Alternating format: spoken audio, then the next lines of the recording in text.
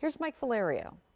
He entered the most holy place. Always have the poor with you, but you do not always have me. They're the voices of St. John's and Christ Church in Georgetown, keeping their houses of worship together from their own homes. I'll wear a mask and hold my camera and film you from your door. Reverend Ginny Gerbasi started the effort, recording parishioners like 90-year-old Joy here. Let us heartily rejoice. So everyone can be part of prayer. This as Easter and Passover approach, and for some, the faith is challenged by the coronavirus outbreak. We have this cruel contradiction that at a time when we need to come together most, we're being forced to stay apart. How does that factor into the spiritual need that you see from your congregants? The challenge is, how do you create something that is meaningful without just trying to film what you normally would do? Essentially, how do you get an emotional connection when the church's physical connection is gone?